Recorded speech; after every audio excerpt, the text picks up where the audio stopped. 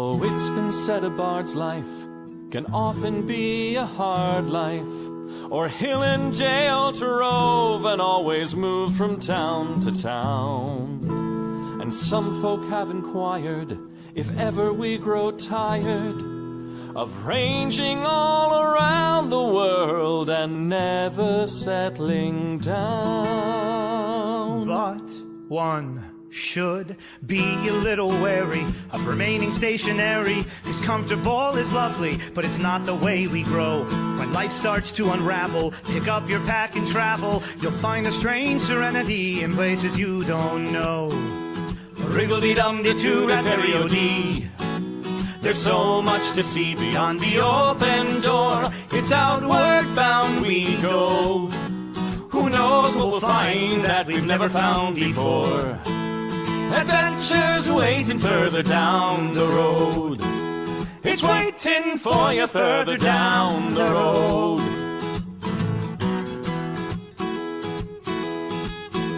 You've got no map for showing which direction you are going. But why start on a journey if you know where it will end? And once you recognize, to anticipate surprise, you'll relish every twist and turn that lies around the bend. Wriggle-dee-dum-dee-doo-da-terry-o-dee-da-dee-da-dee. There's so much to see beyond the open door. It's outward bound we go. Who knows what we'll find that we've never found before. Adventures waiting further down the road. It's waiting for you further down the road. Lie-da-lie-da-lie-da-lie-da-lie. Lie-da-lie-da-lie-da-lie.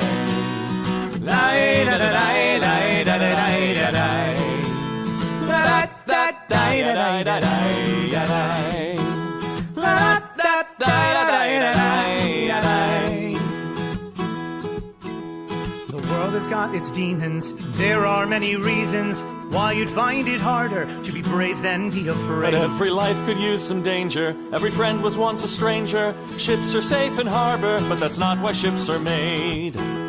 Wriggle-dee-dum-dee-doo-da-terry-o-dee-da-dee. A fwit-da-dee-da-dee. There's so much to see beyond the open door. It's outward bound we go. Who knows what we'll find that we've never found before.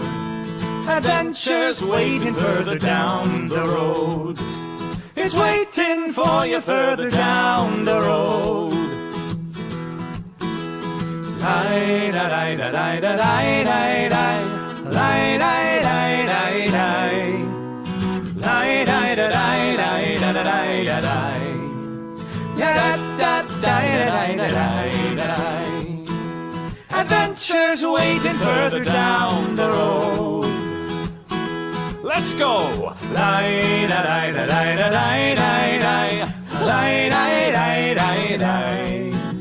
Lie-da-lie-da-lie-da-lie-da-lie. La-da-da-lie-da-lie-da-lie. La-da-da-lie-da-lie-da-lie.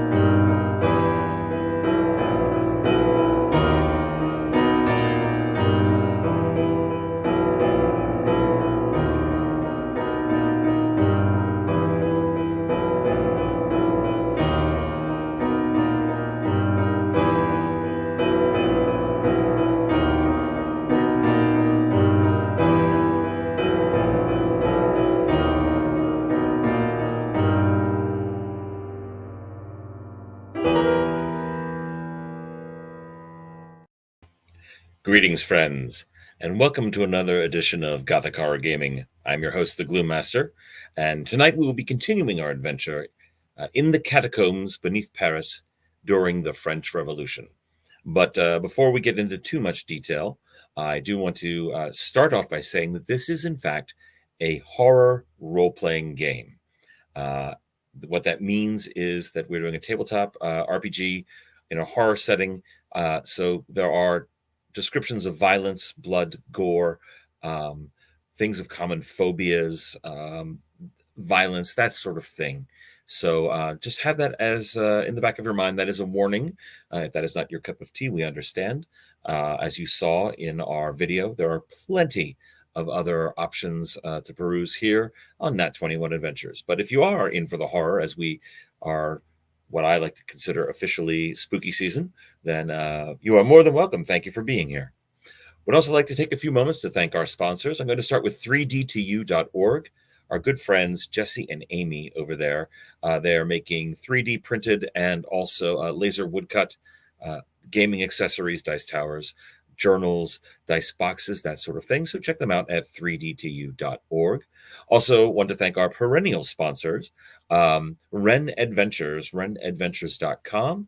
Also now Destination D&D coming up in November 19th through the 23rd.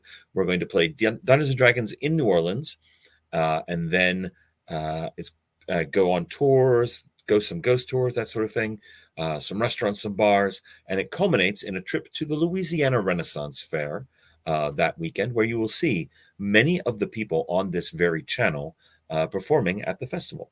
So that's renadventures.com, or you can check them out at Destination D&D, where we're preparing for a castle tour next year at Muncaster Castle. So either way, we'll get you there, renadventures.com or destinationdnd.com. Join us in Muncaster Castle in England next year, won't you? And we'll play some D&D in an actual castle. And of course, I would be remiss if I did not plug ourselves. My wife, Handler Z, Melissa Lee, has written a book. It is called Dared. It's a collection of short fiction and poetry, mainly of the horror and sci-fi bent. But you can find it on Amazon as a paperback and as a Kindle, or you can listen to it on Audible, which I narrate. And we have a new one coming out in October. It's going to be the next installment. Members of our Patreon have already seen some of these stories, but we're going to be putting them together in a new book. Stay tuned for more information there. Now, about our adventure tonight. Our game system is set in the Chill universe. For those of you who are unfamiliar, Chill is a game that was created in the 1980s by a company called Mayfair. It's gone through several other changes in hands over time, but the basic crux of it is that the supernatural is very real, very evil, and very dangerous. Most people do not know about it. It exists in the background. In the modern day, it is known as the unknown. But that is only the setting that we're using. The actual rule system we're using is from a game called Over the Edge. Over the Edge was a game produced in the 90s, and it still exists today. But the thing you need to know about it most is that the rule system is incredibly simple. Every character has 3 traits, a primary trait and 2 side traits. Whenever they want to accomplish an action, they roll a set number of dice, 6-sided, in order to see if they succeed based on if it falls under one of their traits. And the traits can be very broad. For example, you could have baker. That is your primary trait. It is somebody who works in a pastry shop as a baker. But maybe their side traits are that they are a sports fanatic, let's say, professional sports fanatic. And maybe their other one is, let's say, amateur photographer. So anytime they want to do something, they see if it matches up with one of their traits. And if it matches up their primary trait, they get to roll 4d6 and attempt to hit a target number. In the case of the baker, let's say they are trying to repair an oven that has the pilot light has gone out. So in that case, that was something that a baker would certainly know how to do. So you would roll 4d6, attempt to hit a target number. You would also, on a side trait, let's say the same character is trying to remember who won the World Series in 1972 for whatever reason. In that case, as a person who is as a side trait, as a sports aficionado, they would roll 3d6. Now, if it's something that would not relate to any of their traits, let us say they are attempting to close up a wound, a gunshot wound. well, then in that case, it would only roll 2d6. And that is how simple the rules are.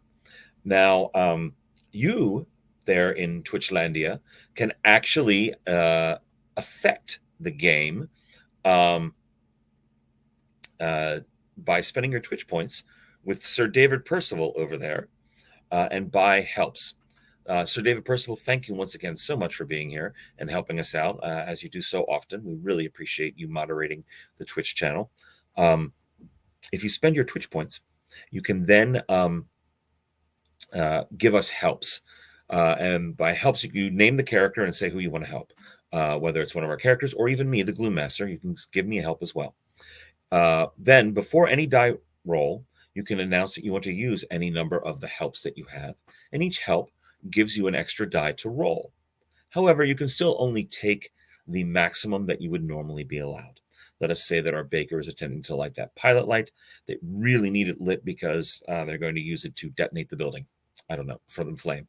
So they really need it to succeed. So they use a help. So in that case, instead of rolling 4d6, they would roll 5, but they would still only take the highest 4. That should all be pretty self-explanatory. And I think that's fairly clear. Let us talk about tonight. Our adventure tonight is set in 1794 in Paris, or year 2 by the revolutionary calendar, for the French Revolution has just recently occurred, and our players find themselves in the midst of the terror, where random citizens are accusing other random citizens of treason or disloyalty, and they are being led off in the literally hundreds to the guillotine. So they are attempting to escape Paris.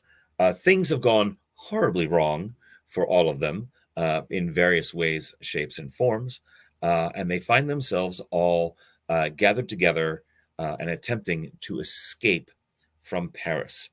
Some more context. It is early Thermidor, which is the made-up month that they're all made-up months, really, but the month that the Revolutionary Committee created to sort of break from the calendar. And in this month, just yesterday, in fact, one of the main architects of the terror has become a victim of it himself. Robespierre was, in fact, beheaded just the day before. For those of you who are keeping track of history, that is where we are time-wise. Our players, they find themselves behind the church.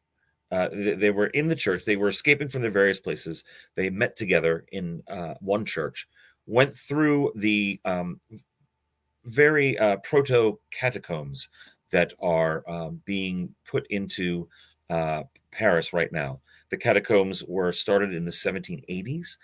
There were so many bodies in the cemeteries and the graveyards that they were running out of room. So much of Paris underneath were old limestone caverns that had been since closed off. Those were repurposed, and they started moving the bones of the deceased down there, which is that picture in the background you can see is actually a picture of the catacombs as they are today. They're not quite this extensive yet, but they are getting there as the bodies are relocated down underneath Paris itself. So they came up in a church directly behind the Hôtel de Ville, which is the Inglese Saint Gervais. I'm probably pronouncing that wrong. Please forgive me. I'm not familiar with French pronunciations, but I will try my best. They came up in that church. Along their way there, they were attacked by an animated skeleton of some kind. Very odd, with a badge on it. It had a little pin on it, which was of the Committee of Public Safety. They made their way into the church, where they discovered 2 priests who had also dispatched one of these skeletons. Turns out one of the priests was actually a former executioner who operated the guillotine, but has since now decided it's time for him to go as well. So he's also trying to escape and has joined them. They have gathered together at Saint-Gervais and are trying to make their way to the Louvre through the catacombs underground. So let us meet our players. And we will start with Massimo.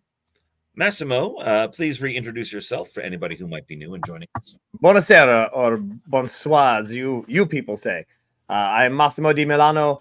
I am a simple Italian tailor caught up in all of this rigmarole, and I'm certainly not a spy for the Italian king in Savoia. I certainly am not. I just happen to be Italian, maybe a friend, but tailors get around, they see things. But and this, I just stole this hat. I'm not really with these people, those people.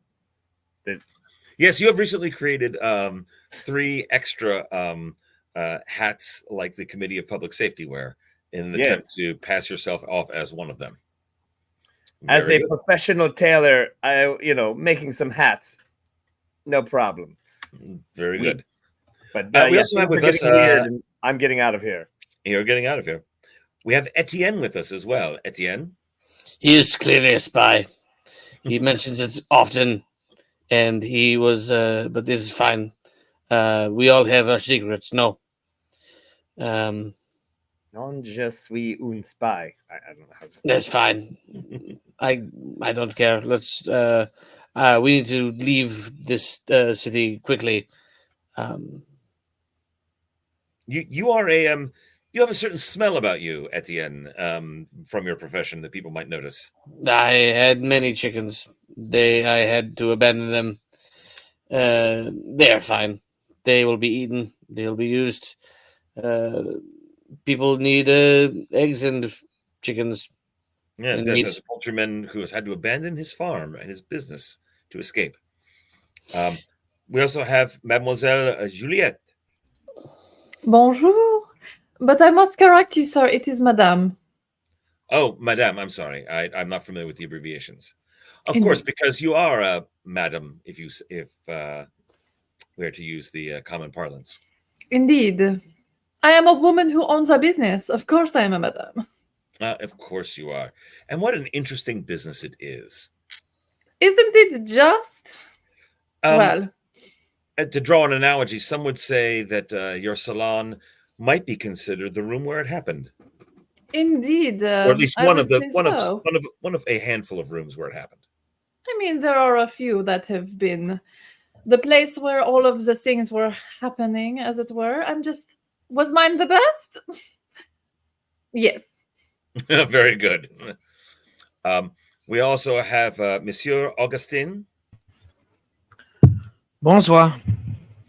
And you have recently had to close your occupation, did you not? I had to close down my newspaper. It was the Montmartre Gazette.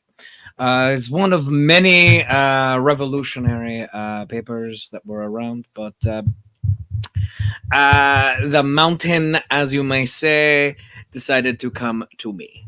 So I had to close things down. That was you who published that?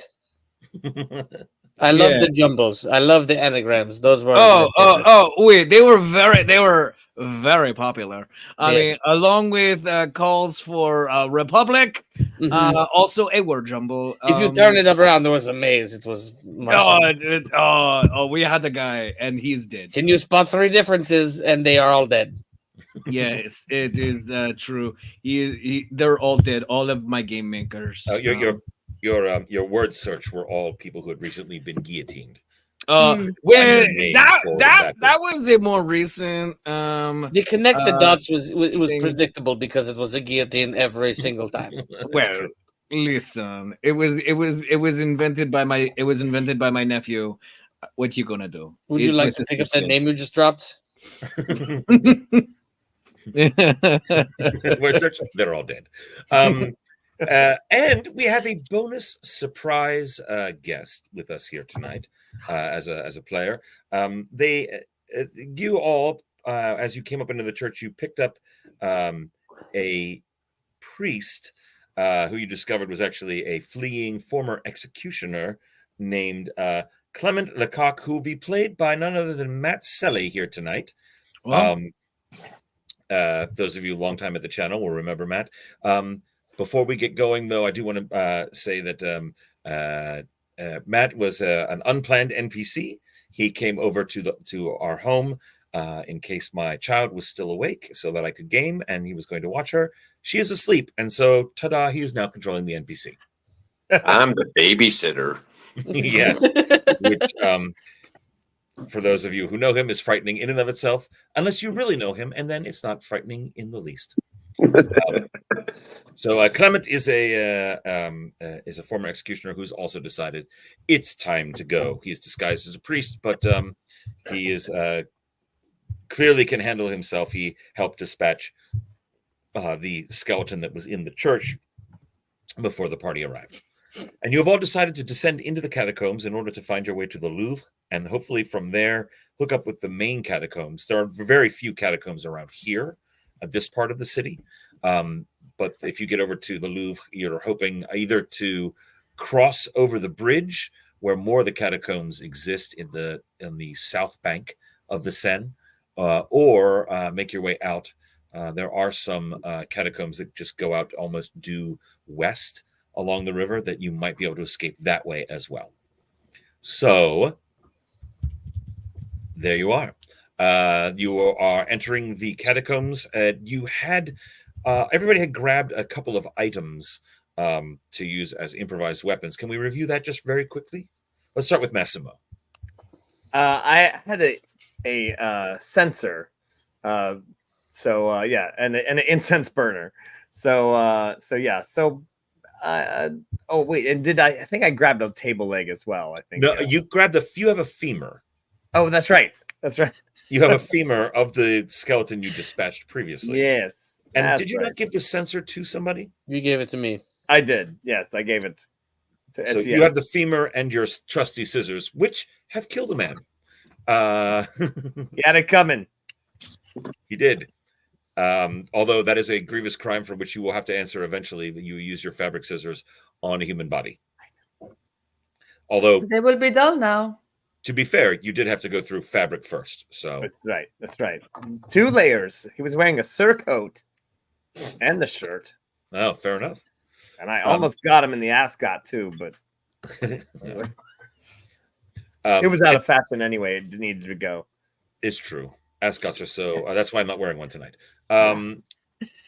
Also, it might just happen to be in the baby's room, and she's asleep, and I can't get there. That particular one. No, ascots are very nice. Oh, very chic, as you say.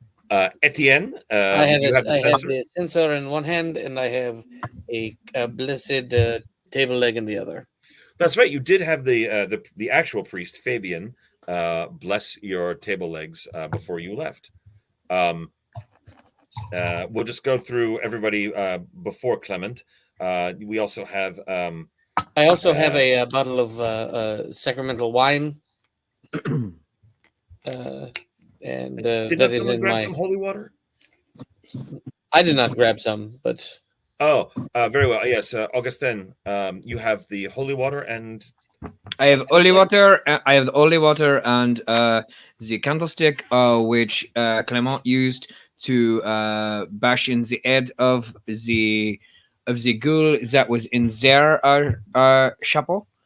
And I asked also the good father to bless that as well. Mm-hmm. And Juliet. Well, I mean, why do I need to have a weapon when I have such strong and strapping men to take care of me? Because you could die. I was going to say that same thing. Yeah. Excuse me, I do believe it was my boots that went through the skeleton of the head of the guy in the thing in the dead guy. This is true. Your Also heel true. did come down and crush the skull finally. Massimo just screamed a lot. So I was using a sonic attack. Yes, this is true. So Clement, you are leaving a church. You have your options of grabbing something to use as a weapon. Many people have grabbed table legs to use as bludgeoning devices against any further skeleton attacks.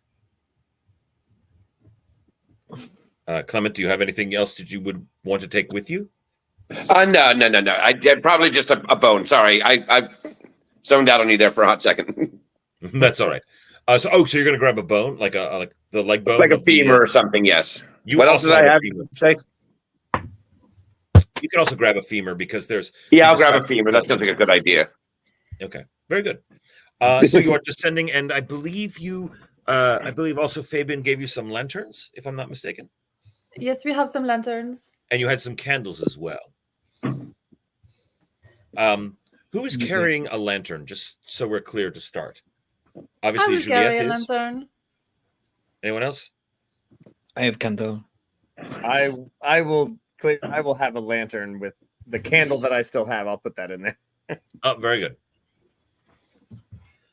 All right. You are descending into the catacombs. How would you like to proceed? I think at the end should go first. He's the biggest. That is fine. Very well. Clement is roughly the same size. He's a large man. Point of order. Do we know that Clement is actually not a real priest? Or Yes, you You just figured that out. Right? yeah. You guys sussed that out last time. At the end. but you're priest adjacent, right? Well, he is the last face you see before you talk to God. Close enough. All right. I will still call you Padre then. So give me an order. You can walk to. You can basically move two abreast down through here. So what is your general order here? I will stand next to Augustine because he has light, and I have that. So I would Etienne like to and be in the Augustine are in very the front. center. Juliet is in the center, and then Massimo and Clement are bringing up the rear. Is that correct? Okay. may we? You begin to navigate your way through the catacombs. The smell of old death is in here, musty, dusty. If you've ever been in a museum with mummies, there is an unmistakable smell that you can feel permeating, even from the glass. At least I've noticed it when I've been to various museums that have mummies. There's that musty, dry smell. That's what you're smelling here as you're moving through. The first section when you come down, as when you came up, there are more like sarcophagus slid into shelves in the wall, but then it becomes more bones like what you see behind you. Let me show you a picture of what it eventually will look like, but it starts to look like this. We're in the stage where bones are beginning to be stacked, but not to quite this extent yet. There are markers here and there describing where the bodies that are there interred, what cemetery they were originally removed from, so that people can still figure out roughly where their ancestors are now interred, now that the bodies have been moved. It is an oddly interesting and sort of comforting aesthetic, no? Having just had to fight one of these, I'm going to say this maybe was not the best idea to do, but what do I know? I'm going to say no. This is a level of obsessive, and dare I say compulsive. To an extent I have never seen. This is macabre. I think it's kind of To be honest, a satisfying. lot of the place looks like this. Oh, Yeah. look Okay. at this. That is not aesthetically pleasing. I like the first picture. No.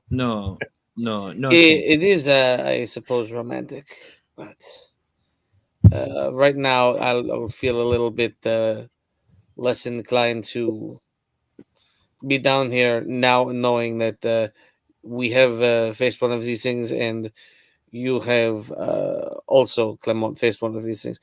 I wonder, is there just a loose skull down there? There are many loose skulls down here. I'm going to Oh, here's one. since I still Be like this. I'm going to take the one of the little society coins that we found. They're little carved badges. For those of you who were not here last week, they look a little like this. And I'd just say, let us see. I wish to see something and prepare. I want to. I just put the check down on the floor, and then I put a skull on top of it, just to see if anything happens.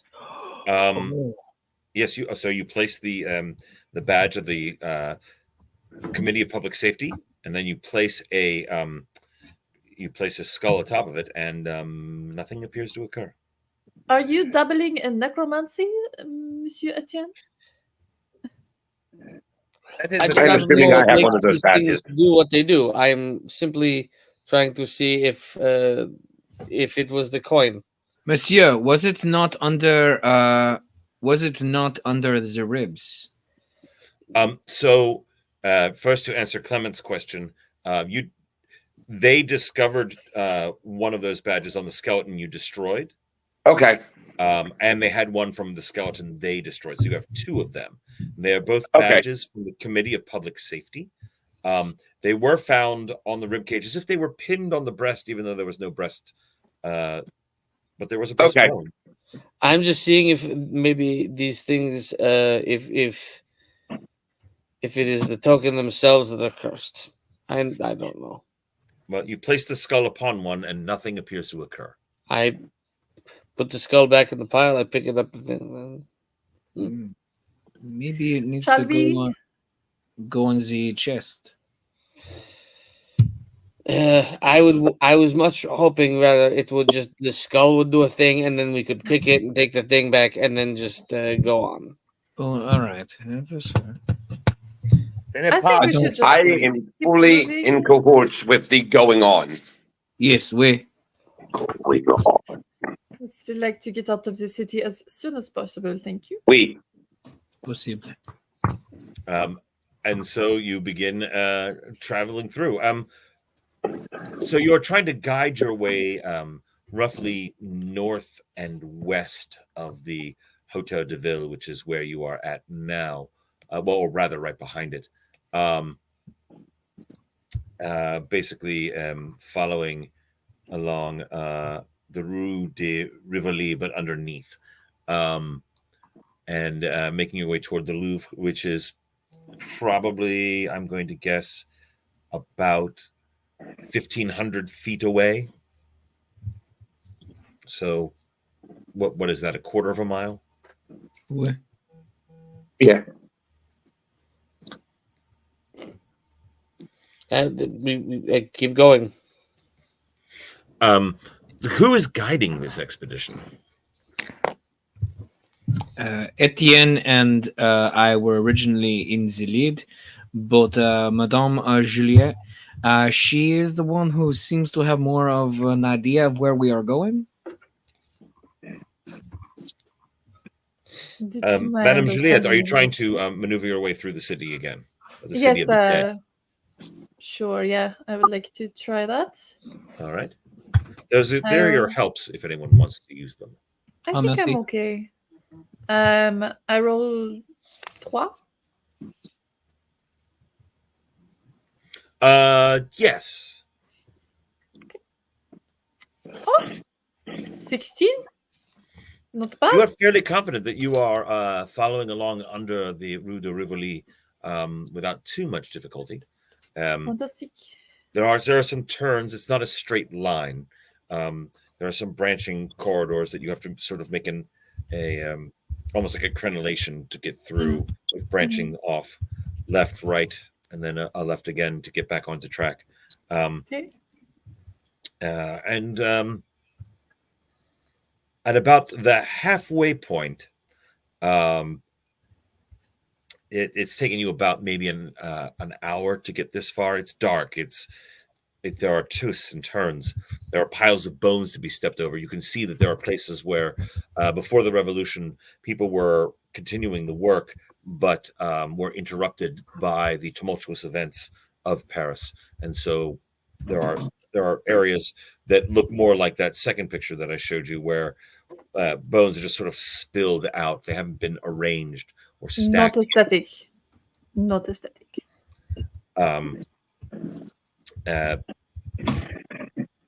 You, as you get about the halfway point, you do hear a clicking sound again, a sound that some of you have heard before. Oh la la. Anybody else hear that? Maybe. It's from around the bend up ahead on the path you are taking. Zut alors. All right.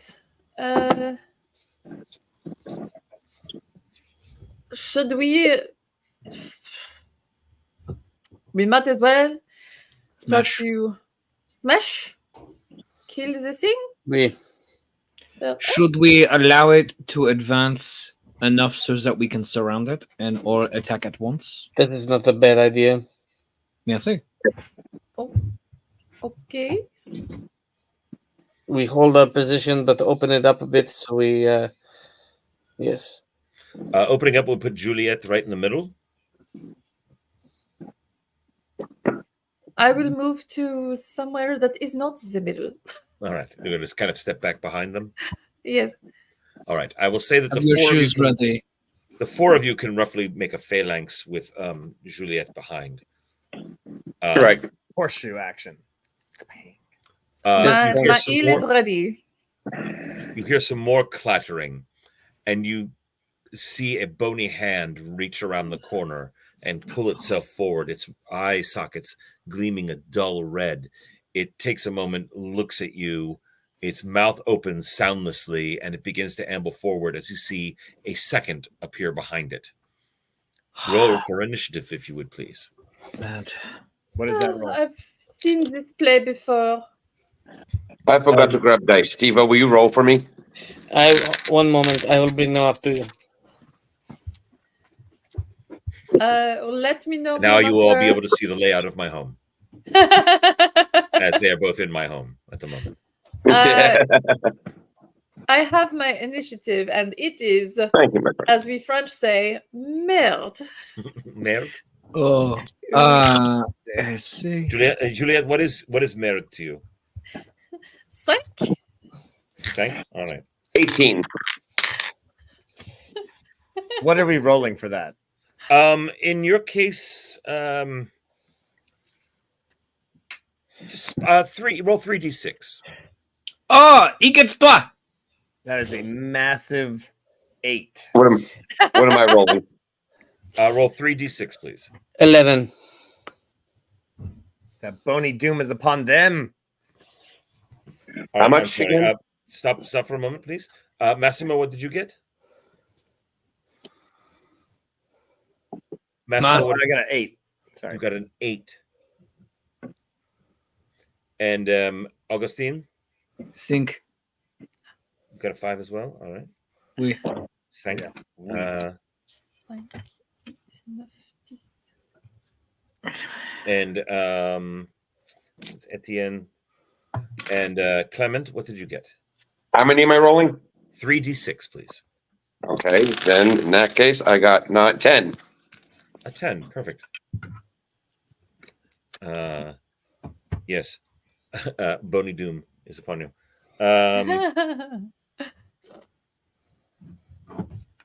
Very well, and let us see when they act. Oh. Etienne, you may go first. With 11? Correct? I They're only skeletons. yes, I swing at the skeleton with the leg, the table leg. Well, you swing with your table leg at it. Please roll. I'm guessing a 3d6. Yes. That is fine.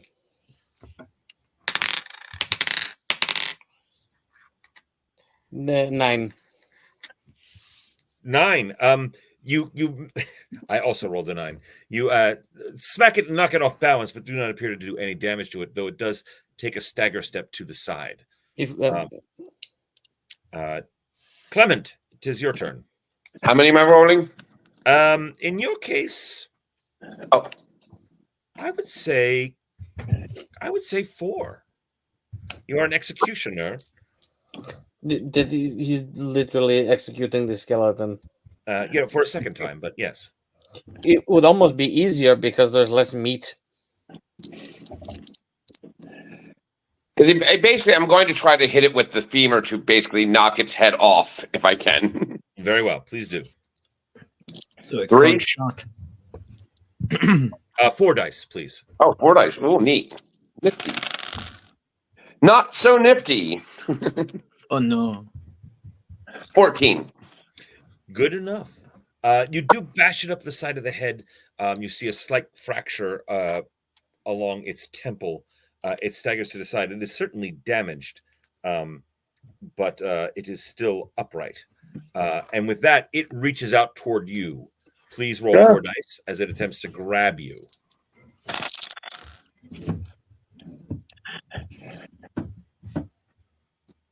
$13.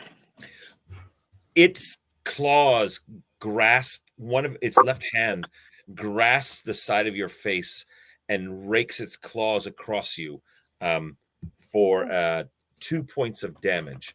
You normally start off with 24 for your occupation. All right. So now you have 22. As it tears some flesh. Nothing terribly deep, but certainly blood is flowing down your cheek freely. And right. it's certainly below the eye, right? It is below the eye. Did not hit the eye. The other one attempts to lunge at Etienne. So Etienne, if you would roll your 3 dice to attempt to dodge it.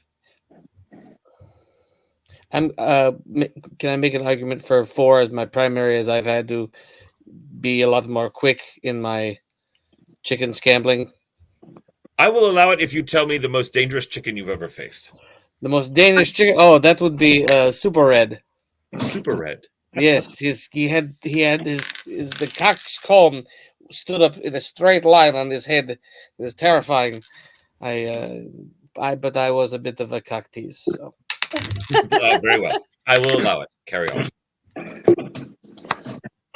Also, roosters can be very, very mean. I'm sorry, 12? 12. You easily sidestep its clumsy swing at you. And I've fought against not only chickens, but I have also fought a goose. You should have said so to begin with, because that, my friend, is no small feat. My brother was killed by a swan. This is it happens. And this is at least on line with a level 4 goose situation. I mean, people like to talk against foie gras. It is personal. That is why we do it. I said we eat foie gras because it is personal. Absolutely. Revenge. In which case, revenge. I will eat all the foie gras in your name, sir. And I'm a vegetarian, and I agree with her. I assume you eat it cold because revenge is a dish best served cold. Indeed. Very good. Massimo, it is your turn.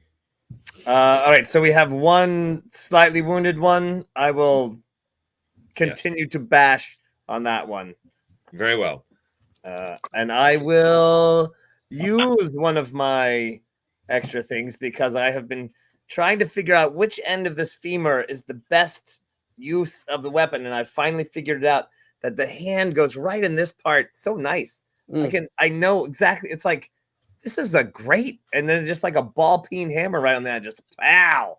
So yeah, now that I know exactly which way to use this thing, I'm using it. I'm gonna pop that guy right in the skull. So roll 3 dice, please, plus your extra 1. Plus my extra 1. So 14. And then take the top 3. Oh, we take the top 3. Oh, boo. Okay.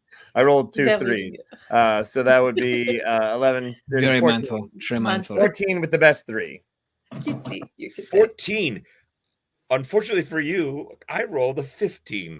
And it manages to get its bony claw up and push it aside. How it moved like Mr. Miyagi, you're not sure, but it did. And not that you know who Mr. Miyagi is, but manages to push the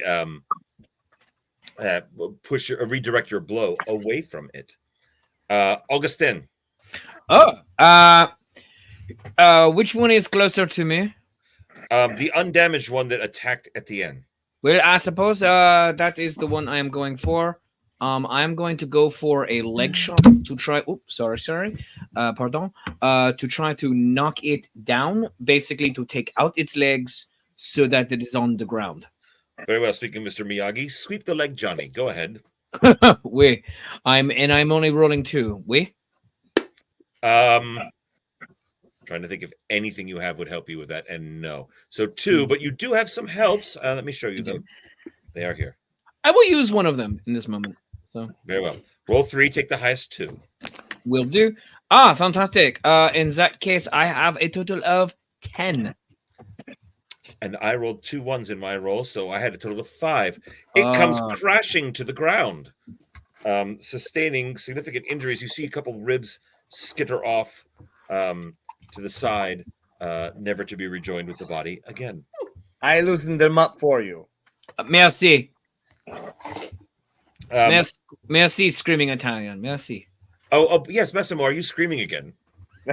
No, actually, I've regained my composure, and I'm actually filled with a little bit of Catholic fervence that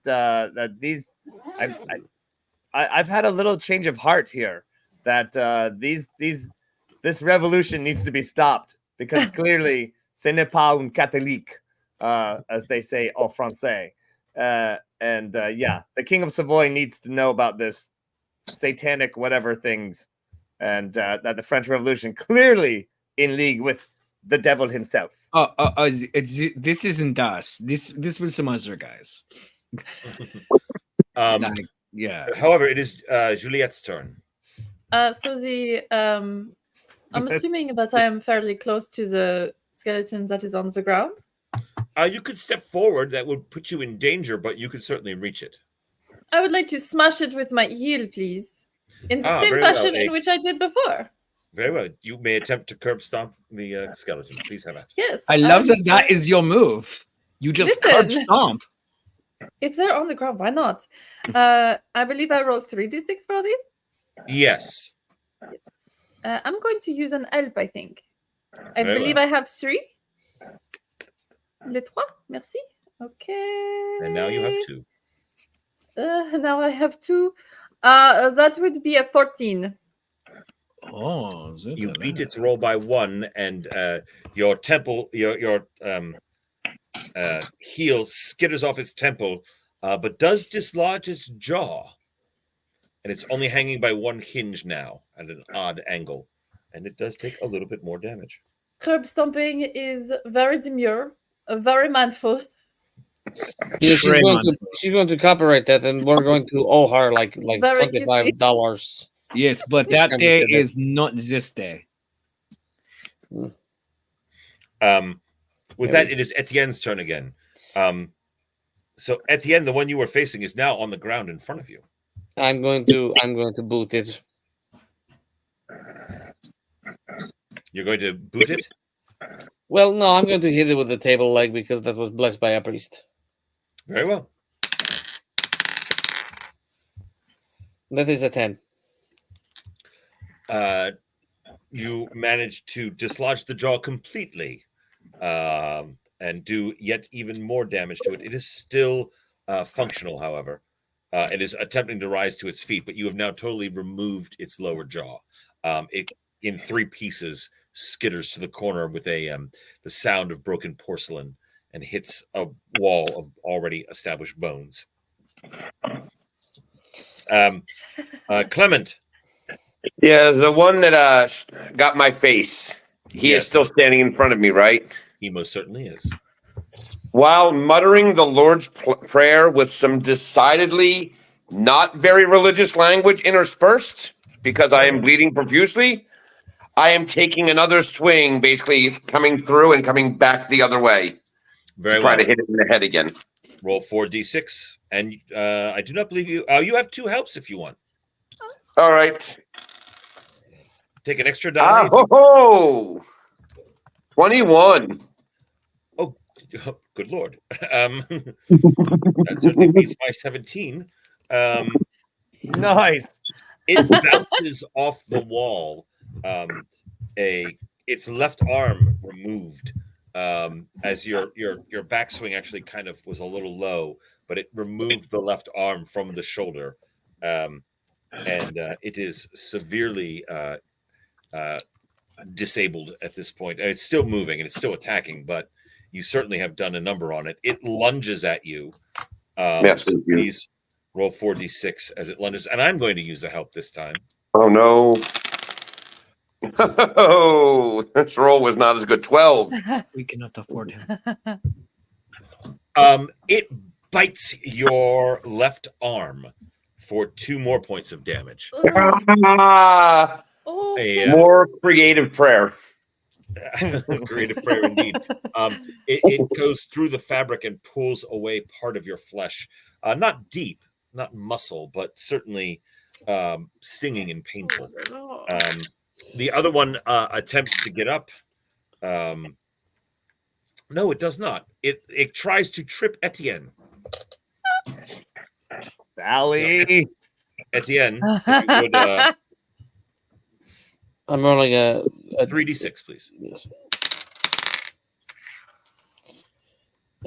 That is a 14. It is clearly disoriented, as much as a skeleton can be disoriented, and it misses wildly. I rolled a 4 total on 3d6. So, Massimo. Our faux priest is dead. Where did he go? He run away. disappeared into the gloom of the catacomb. So the one is on the ground. The other Oh, one he's back. is he's alive. All right, so one is on the ground, attempted to trip Etienne, but the one that Clement hit, while still upright, is now missing its left arm. And I can get to either one. You could, actually, yes. I will actually go for the one that that Clement is fighting. He seems to be having the worst time, and Very good. I will. That I is the will one you fight were him. originally fighting anyway. So have well, it. Kablanc. So roll your 3d6. I You do have will. helps if you like. I only have one left. I'm gonna save that, so I will just roll straight 3 and get nice. I will get 14 again. You bash it once again.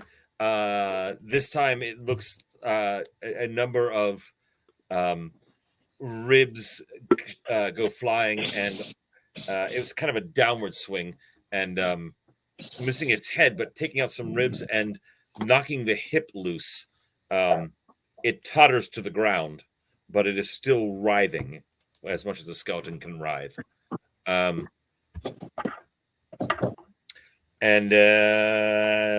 Augustine. How close is the one in front of me? It's at your feet. It just tried to grab Etienne. Oh, all right. Very good. I will just stomp on it, if that is well. Very good. All right. 2d6, but you do have helps. I will roll 3. Right, so you're going to use a help? Oh, 12. Yes, I rolled. I used the help. I got 12. Success. You stomp on it. You almost fall over as your boot skips off of it, crushing an eye socket. However, it is still operational. How is that even possible? Juliette. I think I should do the same thing and just curb stomp once again. All right, very well. Just to paint the picture, the skeleton that was knocked over, was swept out, its legs knocked out from underneath it by Augustine, was trying to grab Etienne. Juliette stepped on it once. Augustine now has stepped on it as well. And now you are stomping it once more. Yes.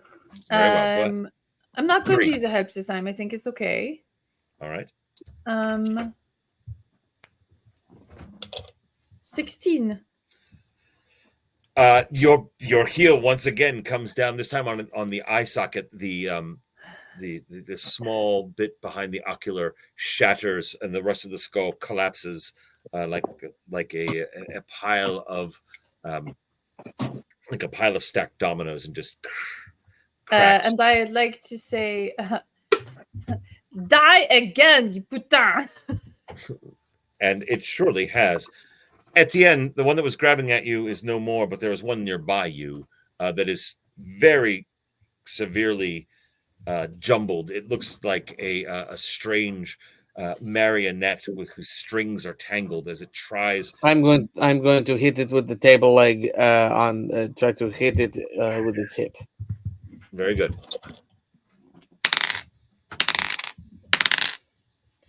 That is a 3. You are switching targets. You were attacking another one. You spin and swing wildly. You misjudged the distance a little bit. But Clement, it is your turn. The one that bit me, I am now trying to knock its head clear off. All right, very good. It is collapsed to the ground, and never mind. I didn't realize it collapsed to the ground. Then in that case, I am going to switch to ye old curb stomp. Very well. You also will curb stomp. Very well. It's called the Juliet. I'm going to perform the Juliet.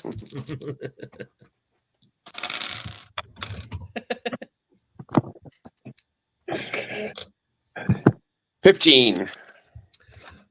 Your much heavier boot grinds the cranium into powder as you crush down upon it. Oh, and creative prayer. Let's not forget creative prayer. And creative prayer whilst this is occurring.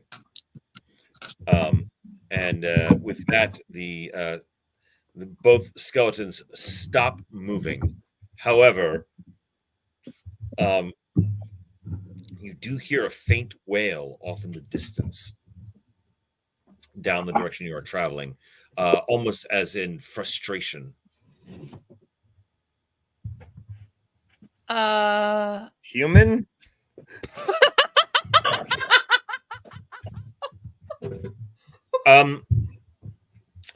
You know what? Everybody may roll 3d6. Actually, that is okay. That is a fair question. I was thinking maybe the animal.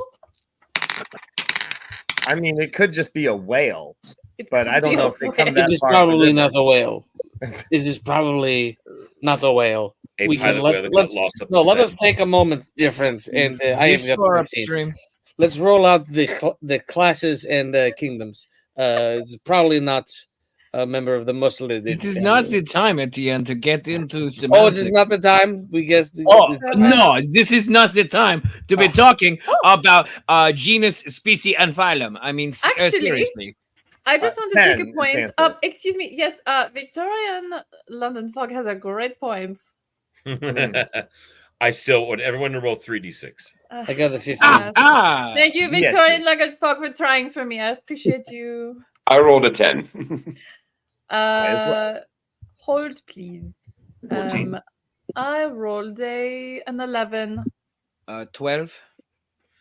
12. That three of you recognize it sounded almost like a faint curse in French. I know a great deal about cursing. Yes, you were one of the ones who noticed it. Yes.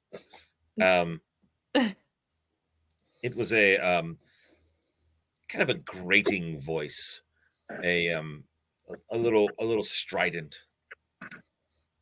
Question. Yes, Would I recognize this voice?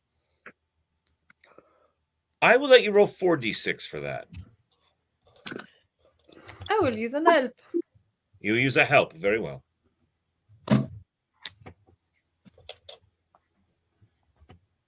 That would be a 19. Wait.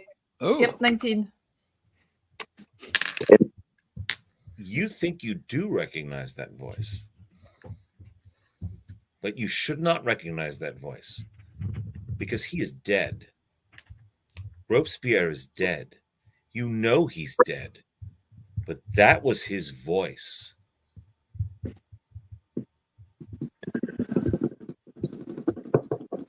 This is not the strangest thing we have seen this day. I don't tell my compatriots.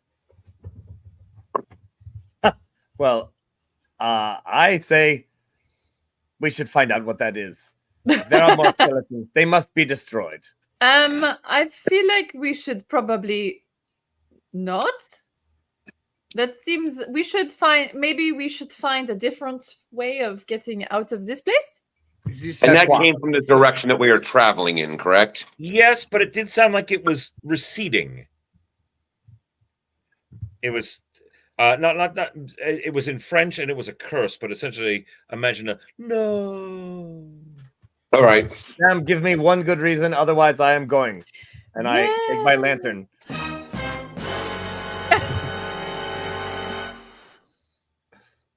I guess that's a no. All right. I'm going ahead. Lantern. I'm going with Massimo.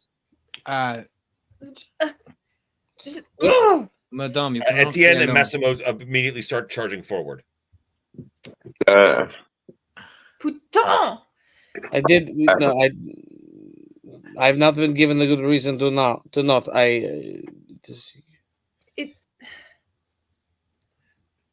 As I said, Massimo and Etienne go forward. You know what? Screw it. I feel like our best chance of getting out of here is as a group. Oui. Very well. Monsieur Auguste, may I have that flask of yours, please? Oh, oui. Help yourself to some Pennsylvania bourbon. I just take it and I cheers and I'm just... Very well. I need a little bit left. I must step away for a moment as the Gloom Master. Please discuss what you have just discovered as you are traveling down the catacombs in your intended direction of travel. But please continue the discussion, and I shall return momentarily. Madame, why do you not want us to go this way?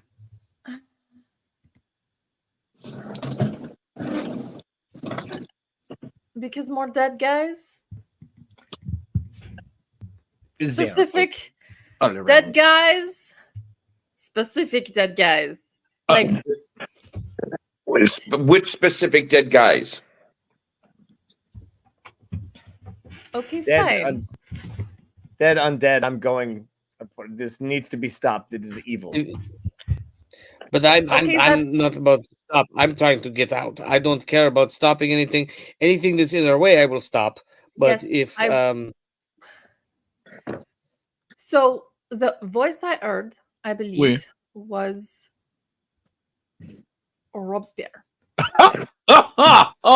He's dead. He is dead. Yesterday. I am very aware of this, but yes, we have also killed 3 dead guys today. So yeah, but they were very dead. Yes, yes, they were skeletal. Also, listen, question. It's Robespierre. But this would be killing somebody who would then die twice in the same day. Robespierre was decapitated. Oui. There's no head. Head not attached to body. This body. I'm not saying that it's weird. It is weird, but I know that voice. I know that voice very well. Okay? Well, let me propose this then. Do we think that if we investigate to see if he is part of a skeleton, and if so, we dispatch him in the same way that we have dispatched these other ones, to which we are getting better also. But if maybe the skeletons we are feasting, should we see? I wish to see if I would like to examine the skeleton again to find not only the coin that we have searched before, but I also want to inspect the neck bones of these skeletons. The neck if bone? they were decapitated. Let's see. Clement would actually be the best to. He's seen decapitated bodies before, so I would say Clement would be the best to determine this, if you like. Roll me 46, Clement. I will look. I have also cut the heads off many chickens. All right, I'll let you roll as well. 16.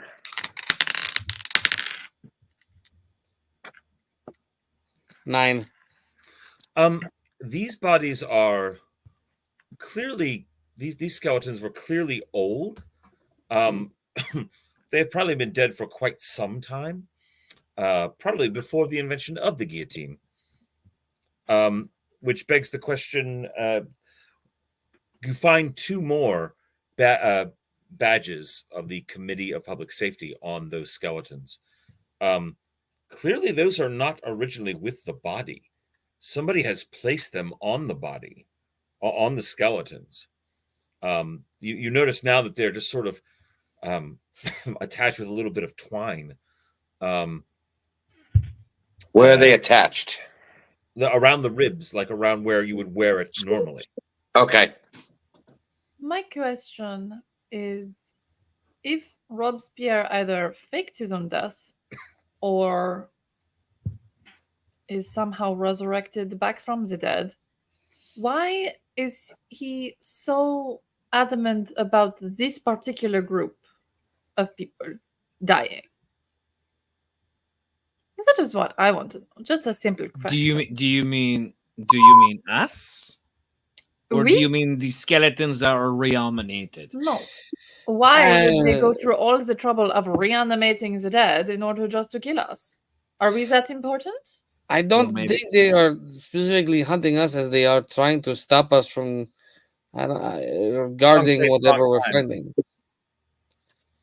Also, because they were also attacking Clement in a church separate from the rest of us. Wait. And now he is part of the group. If we get out, I think it is mere circumstance.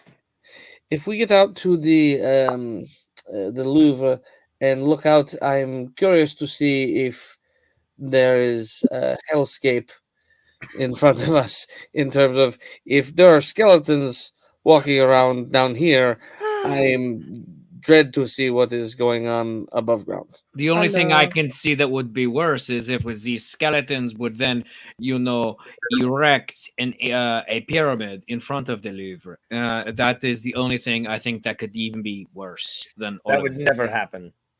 You say that, but now we have skeletons running around, and she heard the voice of a dead man.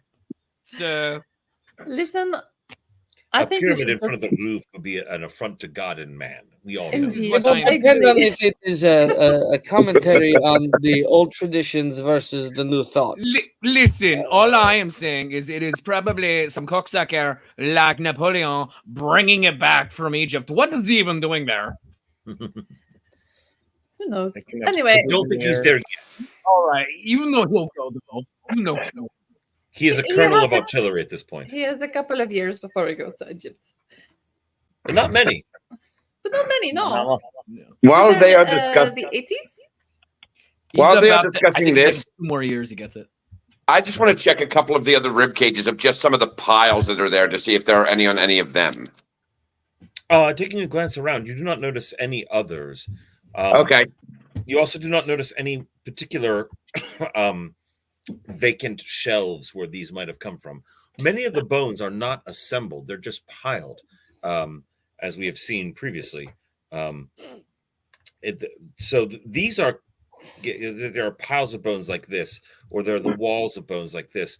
They're not assembled skeletons. These clearly have come from somewhere else. But then let us keep going to the Louvre, and if it is making Juliet uncomfortable, that is fine. Look, we will just simply kill Robespierre again. I hate him. I hate him so very much. We just knock his head off again. He's a terrible chess player. Thoroughly. Oh, that is. Yeah, it was very. It was kind of had some good fashion.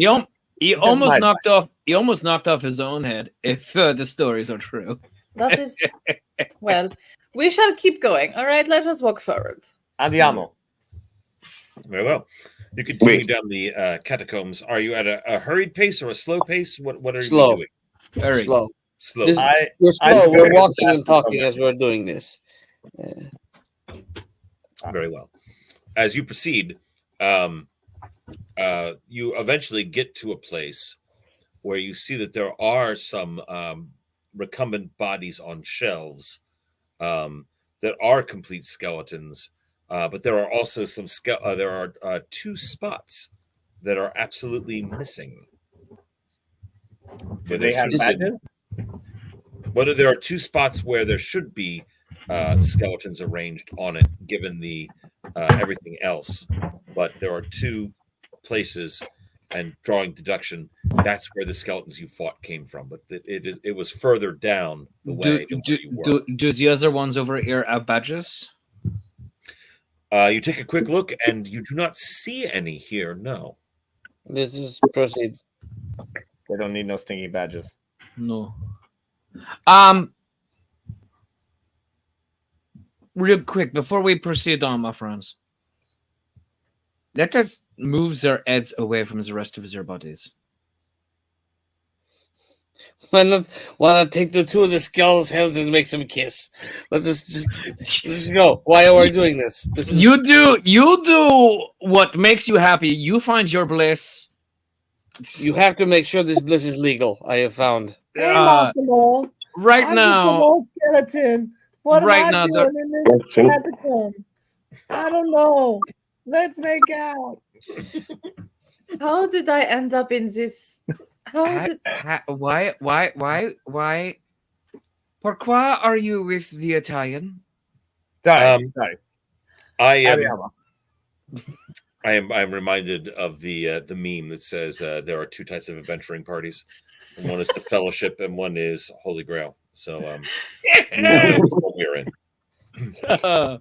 Sorry, I lost my head for a minute. I I'm back. think I was supposed to be in the other one.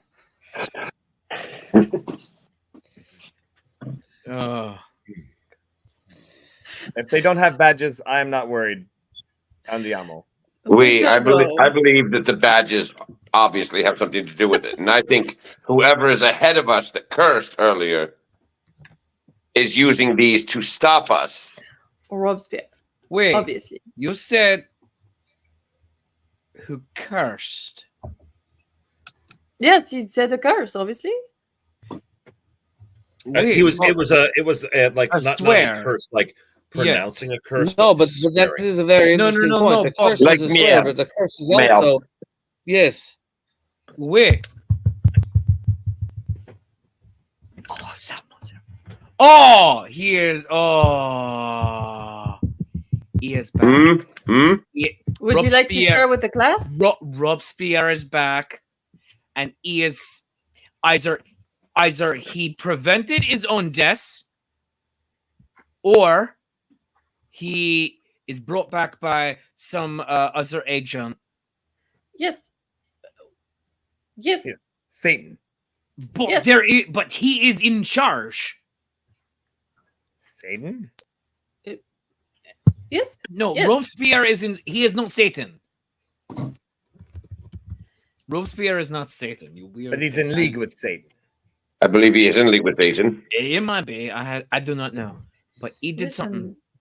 Let's get him. Let's not get him. Do we have to get him? Getting him sounds exhausting.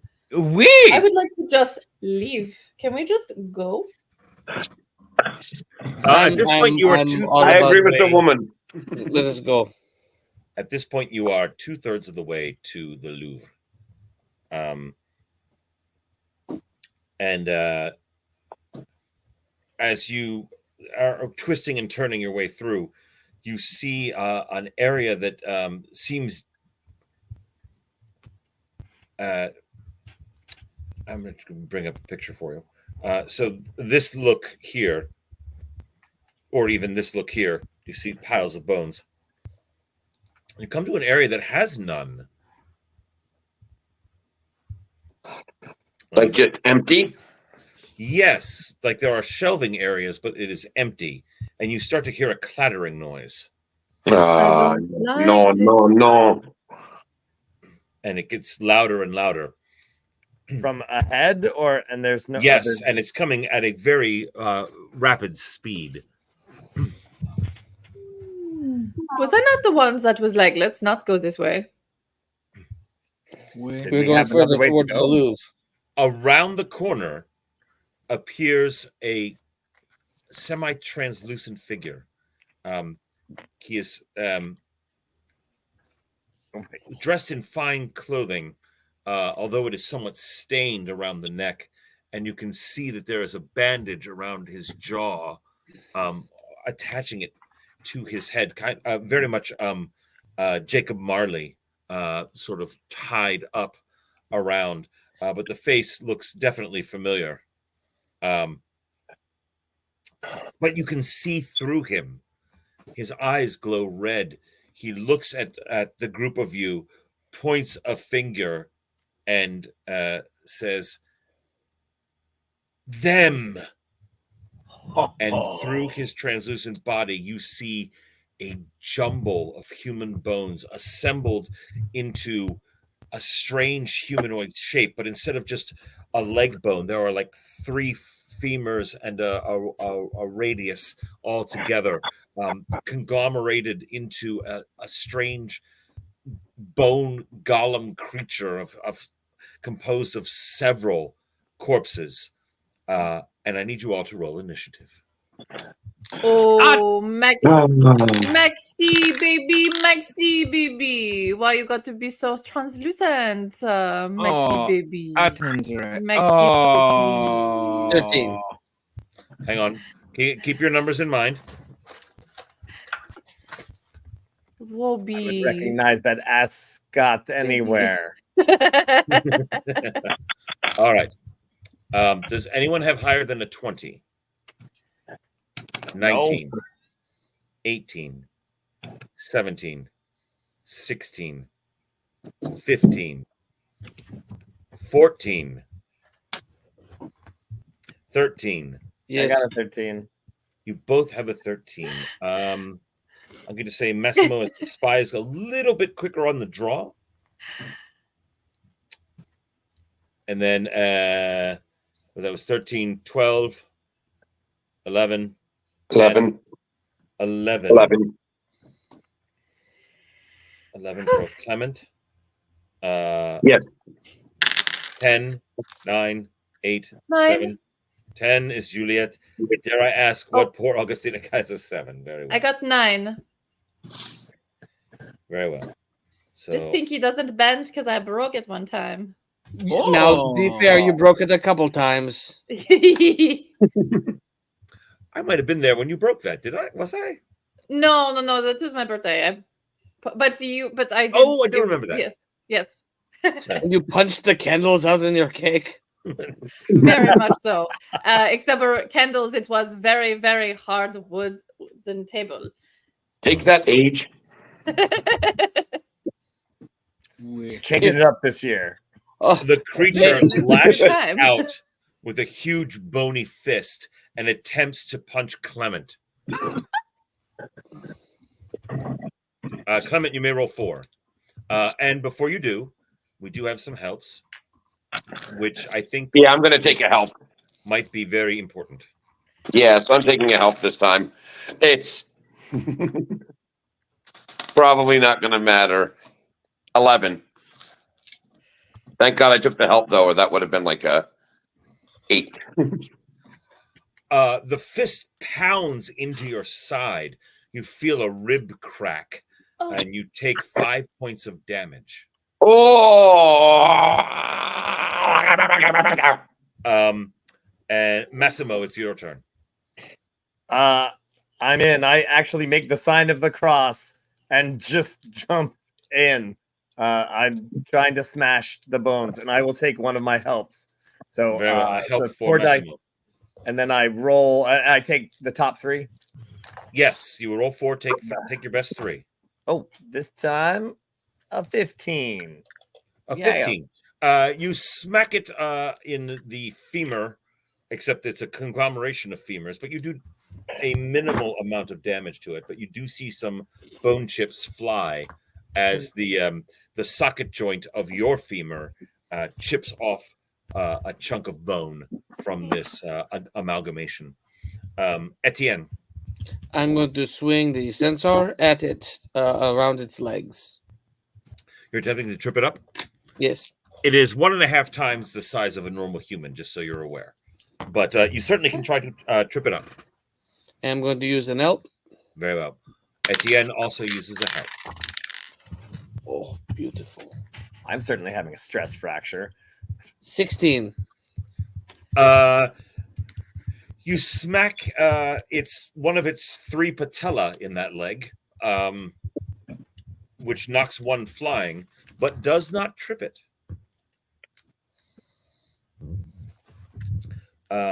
Clement. I am going to try to hit it in the leg too, just to slow it down. I'm not going for anything specific so much as just trying to shatter one of its ambulatory legs. Very well. 13. Its leg was already displaced from the blow of Etienne, and your swing goes wide. Juliette. Etienne, throw me the wine. But it's mine. Give it to me now, man. Maintenant. She turned Austrian. I did. Give it to me now. If you want, you may hand it off to her now. Is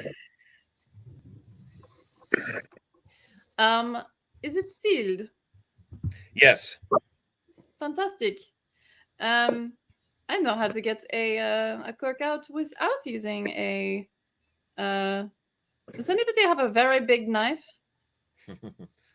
I think they'd be using them if they had them. I have a boning knife. Just have these scissors, but you're not using them on the. I give you the boning knife. Remember, I tried it from the last game. Oh, yes, fantastic. Right. So that is pretty much your action: is getting the wine bottle and the boning knife. Perfect. Okay. Very well. Augustin. Robespierre, parlay. And do you do anything else?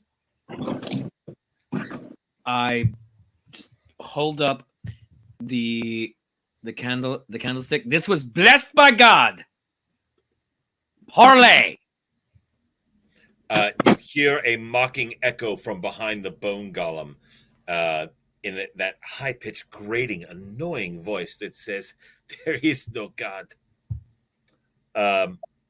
And the creature swings at you, Augustine, as a result of your affront. But now you done made me mad. So you have some helps. All right, I will. You're going to roll 2d6. All right, I will roll a help. Oh, very nice. 10.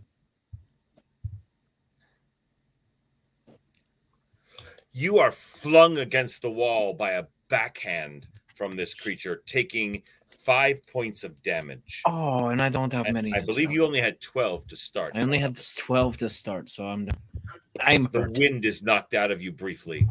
Not enough to prevent your action next turn, but you probably have cracked some ribs. Oh, all right. Big Massimo. man over there. Massimo, it is your turn. I watch Etienne get like clobbered. Augustin get clobbered. Oh, who was it who got hit? Just me right now. No. Well, those two both have been hit. I turn and say, God will heal your wounds if you fight the powers of Satan, which I think that's what we're doing. And I'm just gonna go in and I guess I will once again use one of these helps to roll 4 dice. I say per il Papa e per il Re Savoia, viva Savoia. And I get a 13. You connect and knock away some ancillary bones in the process, doing a not insignificant amount of damage to it. I quite frankly am surprised. Etienne. I'm going to use the sensor again in attempt to swing it around the legs. Very well. One of them. Go ahead.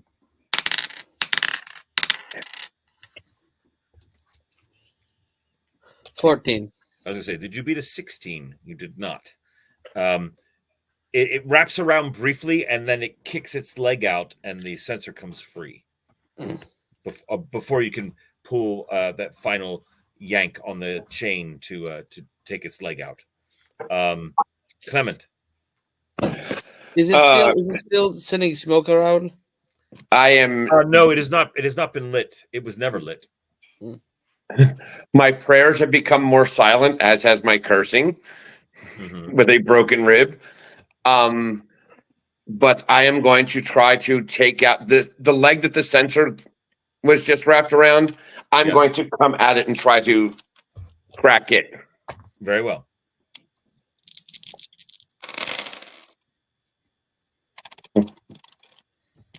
$15. Its left hand comes down and bats your attack away. I rolled a 17. Oof. Juliette. Okay, so I'd like to do a couple of things. First, I would like to take the knife and try to. I understand that the physics of this is probably not going to happen because I'm not. The bottle of the neck is not frozen, but I'm going to try anyway. I want to try to saber it open with the knife. But while I do this, I would like to taunt Monsieur Maximilien, if I can. You want to what? Charm him? Taunt. Just a little. That is French for tent. That's true. No. That is true. I would just like to say, oh, Maxi, is this about your little thingy? Is this all about that little thing of yours? A nice slice. And roll 4d6 for taunting him. Okay. 18. Dang. You hear a whispered slut. Oh, Maxi! Maxi! It does not come from the bone golem. It comes from behind it. Okay. Maxi, would you like to play a game? All right. You attempt to, as you say that, you attempt to saber open the wine bottle. I'm going to do. How many do you think? None, because that only works on pressurized wine, and it just kind of goes thunk into the side. Okay. It must be a sparkling wine because that builds up the pressure. A regular wine bottle, you cannot do that with. Okay. I would like to see this, and I would like to abandon this thing. I'm going to. Juliet throws the bottle of Sacramento wine on the ground. It shatters. No, throw it at the thing. In frustration, she just pitches it to the side. Can I get one more taunt out? You've clearly taunted him. Okay. He's very mad at you. Etienne? Yes, I am. Augustin, it is your turn. Robespierre.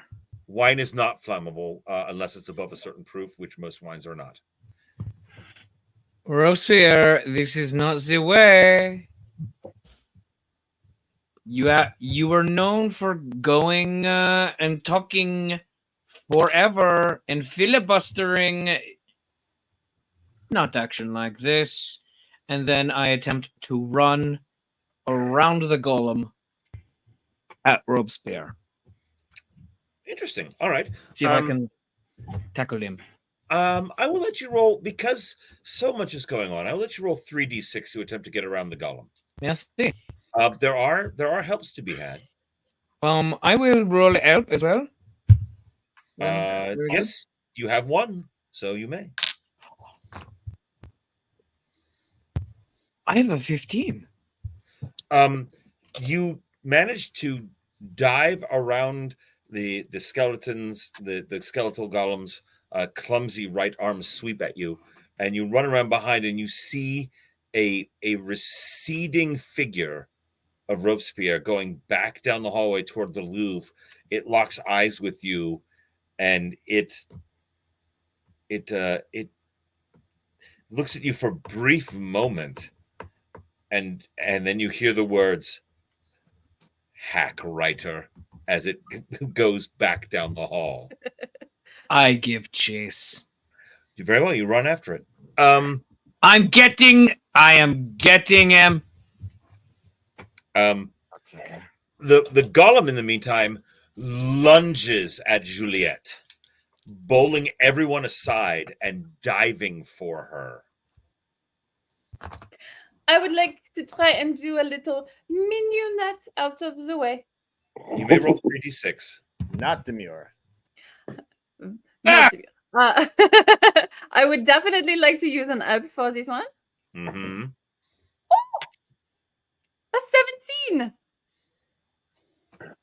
You manage to dance daintily out of the way as a huge divot is gouged in the ground where you just stood. Ooh, You reckon that had that connected, you would be Fogua. that is fair enough. Massimo. I'm. Am I behind it now? Then, since it's gone. You are to the side of it.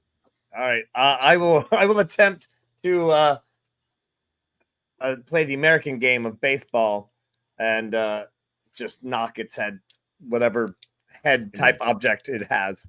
It hasn't been invented yet, but I'll allow it. Go ahead. And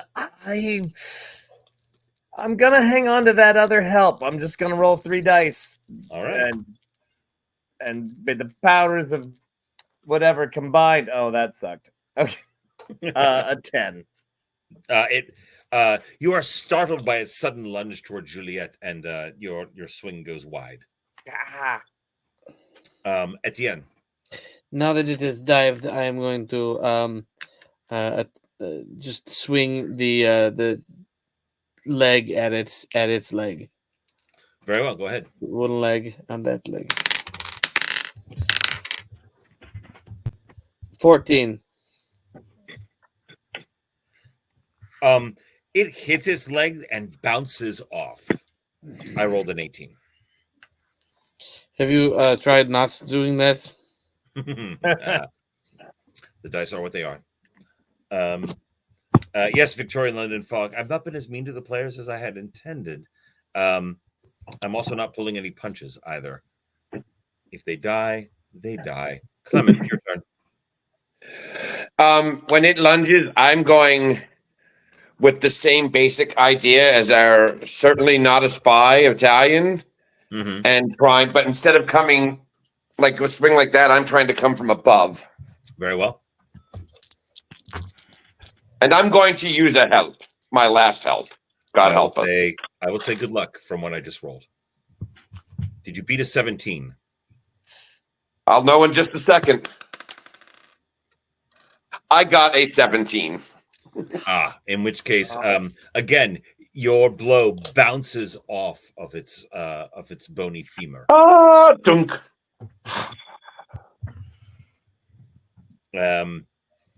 Juliet. I think first, can I see on the? Does it have an emblem on its chest? Does it even have a chest? You may roll me 3d6 real quick to see if you spy one. Okay. 1 moment, please. I will not be using a help for this one. All right. A 10. You don't see anything. Okay. I would like to try and run around it again and follow Augustine and Robespierre. All right. Go ahead and roll me 3d6 again. I'm going to use an app this time. All right. That would be a 16. You managed to dash around behind it. Great. Augustine. I am in pursuit of Robespierre. How far I behind him? You said he was receding, so several dozen yards at this point. He is right. almost undiscernible in the gloom. He's already transparent as it is, as if he has no corporeal form. Robespierre, you ghost, you coward, you little man, having other people do your work as always. Can you not stop and tell me how? As it continues to recede, it says, I do this work to stop all of the traitors for the revolution. You are the traitor. It shrieks and continues away from you at a very rapid pace. It's its turn. And there are 3 of you still around it at this point. Clement, it swings a massive fist at you once again. All right. Oh.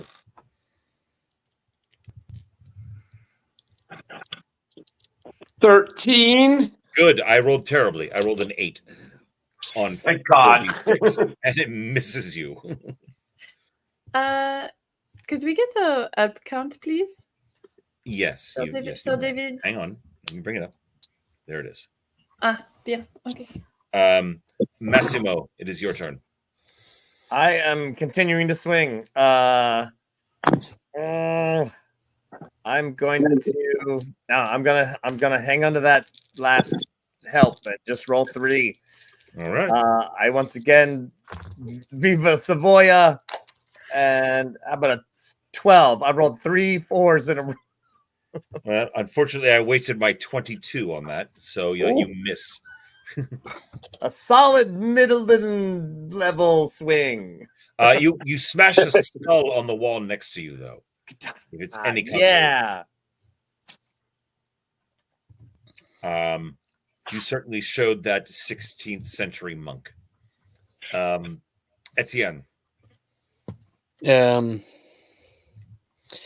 I'm going to once again try to hit the skeleton with a chair leg because it has worked so well.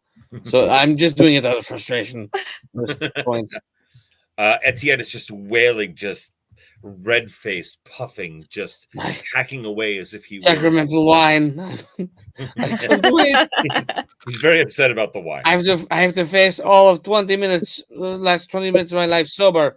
I shall not do this. I'll get you, Bourbon. This is fine. 15. 15 hits. I rolled an 11 that time.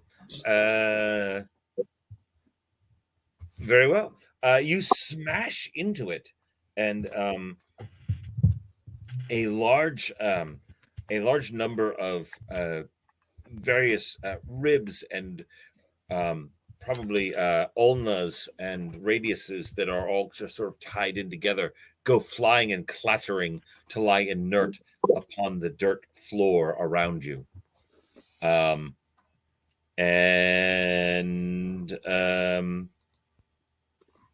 With that, it is Clement's turn. I am changing tactics and stop aiming for the head and aiming for the center mass, as such as it is. Very well. Just hitting center mass and swinging. Roll 4d6.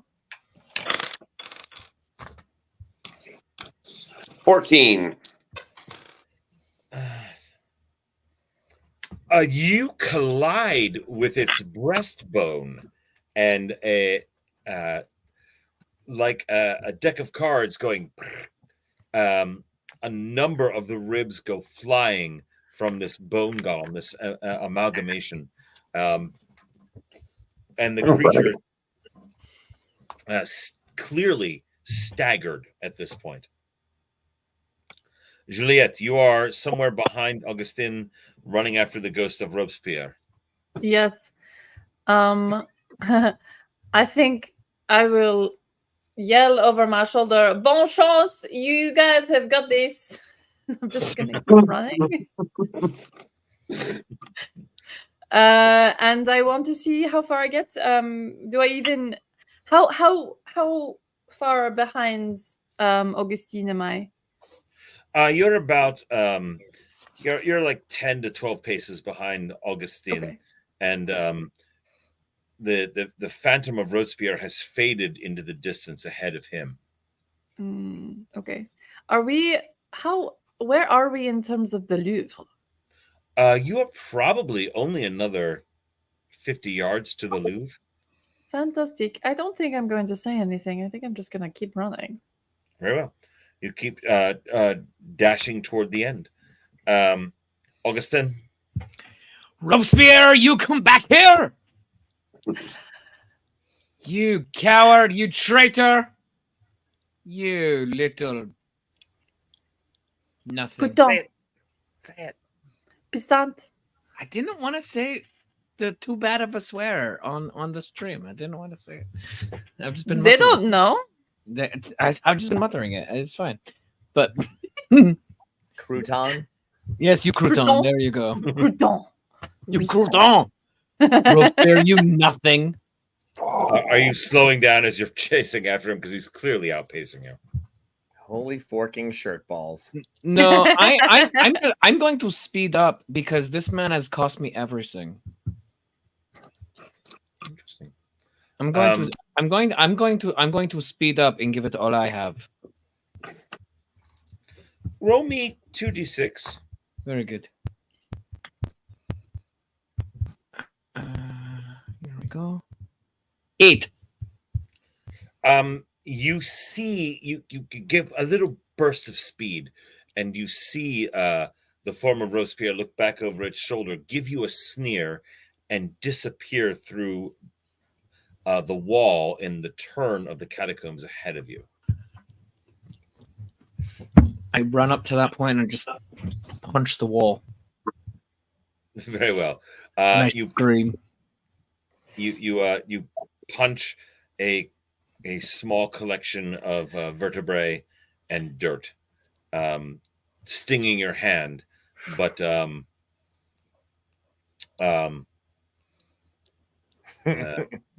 there's apparently no effect. Robespierre! As you shout at the now vanished phantom. The creature turns and flails wildly at, let's see, 1, 2, 3, 1, 2, 1, 2, Massimo, 3, 4, Etienne, 5, 6, Clement. Clement. Yay. It lunges, it attempts to bear hug you. Yeah. But it's bear in particular because it has no flesh. I think it really likes you, Clement. So bare bone hug you, apparently. Roll 4d6. I'm going to use a help on this one as glue master. I rolled a 12. The glue master uses a help because I have 3 and I haven't used them yet. You rolled a 12. Yes. He grabs you and squeezes for 4 more points of damage. All right. And it has you in his bony embrace. I'm down to 5 points. Oh. And you started with 24. Yes. Massimo. I guess there's no such thing as a sneak attack on this guy, or no. He has Clement. I once again make the sign of the cross. I say, all right, listen, you pets de merda. By the power invested in me by Jesu Cristo, El Papa, and the Rey of Savoia, I'm going to kick your ass. And I will use my last help and smash this thing. Smash! Come on. How about a 14? Again, Jesus. I've gotten literally 14 like every time. The ball socket of your femur crashes through the vertebrae, holding the head upon it. As you sort of trip forward. That wasn't really your intent, but the ball socket manages to come down, catch the vertebrae at the base of the skull, and the skull goes skittering across the room. The faint red glow goes out, and the rest of the bones fall in a clatter to a motionless pile. I did it! I would just like to scream down the hall. So you work for the King of Spain? I mean, Italy? Savoya. Savoia, Italy. You work The for them? northern part, not the whole thing. You actually do not see him destroy this. You are too busy focusing on the disappearing phantom of Robespierre. I keep swinging. I'm probably not going to stop for a little while. All right, Massimo is just smashing the bones into a pulp, into a powder, actually. As combat ceases, and the catacombs, besides the sounds of a demented porcelain xylophone, continue as Massimo just wrecks in a religious fervor what is left of this bone golem. I'm probably partially buried under those bones since it was holding me when it collapsed. You managed to scramble your way free. I was going to say, so I'm going to do that now so I don't get finished off by Massimo. Let me get that out of the way for you. Sorry. I just look at Augustine and I'm like, did you just see what I just saw? Him disappear through the wall? Mm-hmm. He is a ghost. Un fantasma. A ghost in control of some ghouls. I hate that. That is the worst. I take a look at my smashed bottle of Holy Sacrament wine, and I see it, and I pick up my knife. I put it back. I open my coat. Oh no, I still pull out have your another knife. bottle of wine, and I drink from it in despair. One for your homies, my friend. No, that was the one that was poured out. This is for me. That's just for you. Listen, last time Robespierre and I did not leave exactly on the best of terms. Did he have good terms with anybody? For a little while there, he was not the worst to me, okay? So I was at an orgy with him, and he giggled the whole time. Right? Isn't he just the biggest giggler that you've ever seen? How are you invited? How are you invited? Also, I thought we were several dozen or 100 yards away from the. I'm assuming you all coalesce again. Our friend is in a pile of skeleton bones, and he's very, very badly hurt. I'm so glad to know that I risked my life to know that Robespierre is a giggler. Etienne, perhaps maybe you can give Clement some of your sacramental wine. Perhaps. Well, the sacramental wine is there. I will give you some of my personal wine. It may heal him as well. Or at least it make will him not. Better. It will not. It is not magic wine. This is the bottom shelf. I know I feel better. Even it has the highest alcohol content for the least amount of money. Clement, allow me to hand you this little bit. There's a little bit left in this particular flask. This is Bourbon. Wait. This is Bourbon from Pennsylvania in America, and my friend who is an American doctor says it has medicinal qualities. Here. Yeah. Benjamin Rush said that whiskey is good for you, and history geeks will know who Benjamin Rush is. Indeed. He's a good friend of mine. As the dust literally settles from the smashed bone all around you, the bleeding injuries of Clement, and the disappeared phantom of Robespierre, you are probably only within 50 yards of the Louvre at this point. You are so close to exiting the catacombs once again. And there is where we shall leave it for the evening. What does Robespierre want? What is he doing? Why is he animating the dead? Why the symbols of the Committee of Public Safety here and there throughout? A curious question, one that we might actually find an answer to next week. But before we get to that, where's the Where's it? Dun dun dun. Thank you. There we go. There it was. There's another one in there that's players like as we wrap up here this evening, and find out who they are in real life and what they are doing. Let us start with Massimo. Massimo. The femur bones connect to the skull bone. As usual, I'm Paolo Garbanzo. We actually, I'll be at the Maryland Renaissance Fair for 7 more weekends. We're just starting our run there, and it is fantastic, and we're having a great time. I share the stage with Jacques the Whipper, and we are doing a show at Liquidity Ale House September 20th. That's a Friday night. There's where you can get tickets. It's going to be a wacky show with me and him doing modern things and doing also things that I just can't do at the Ren Fair. So check it out. It's going to be a crazy show. Mm-hmm. Very good. Sorry, my screen just went weird. And we also have Etienne. Hi, everybody. I'm Steve O'Dockerson. I'm at the Pennsylvania Renaissance Festival for the rest of the run. After that, I'm going to be at the Sarasota Medieval Fair for the first 3 weeks. And you can go to hobthetroll.bandcamp.com. This Friday, it's Bandcamp Friday. So they waive all the fees, and I'm going to need it because I just did a bunch of work on my car. So also go to cameo.com/it's Hob the Troll, and I do birthday greetings as Hob the Troll. I will, help you quit your work. I will help you apply for a job. I don't know if that'll work, but yes.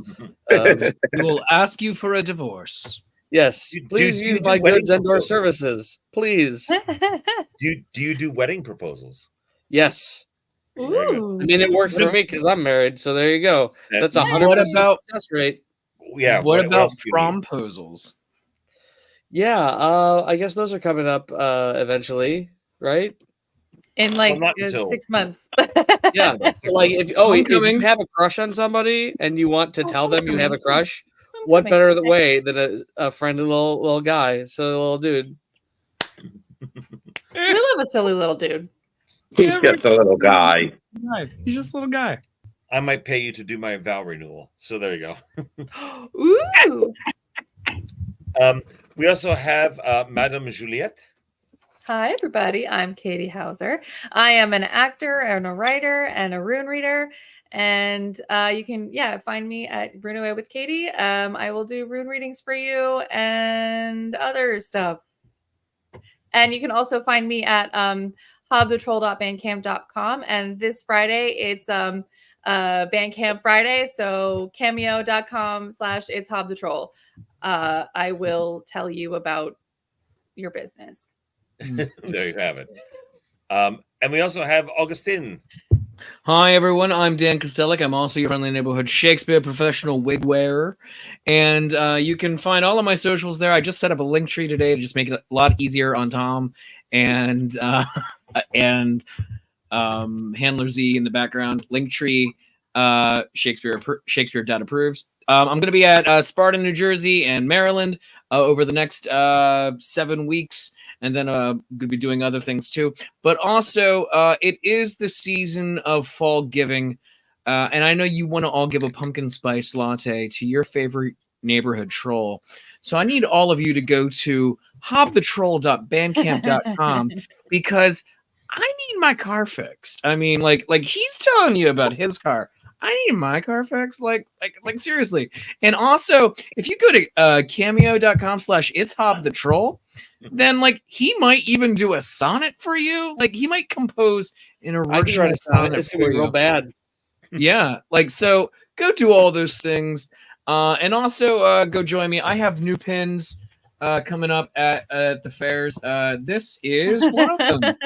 Ooh, that is one of them that was in grabbable distance. Yes. Is that from Wizard Pins? Yes, it was, but this might be one of the last orders I do through Wizard Pins. I might be going to a new, more local company on shore. So yeah. All right, you let me know about that because I'm I use wizard pins, and I'm for buckle and swash, and I'm fascinated. Yeah, they're lovely. But I'd like to, get the work to, let's call them locals. Let's indeed. We also have with us our lovely guest star, Clement. Hi, I'm Matt Selly, also known as Hob the Troll. At least the Mirror Universe Hob the Troll. Yeah, you've got the beard. Yeah, like that's what. Yes, you can find me at Hob the Troll Bandcamp, and yes, I will be at the Pennsylvania Renaissance Fair for the next 8 weekends, and my babysitting services are available for all of your babysitting needs. Thank you. Oh, could you watch my cat this weekend? His babysitting Yes. skills. He has done a wonderful job this evening with Baby Bat, who's in the other room, who never woke up. Baby Bat.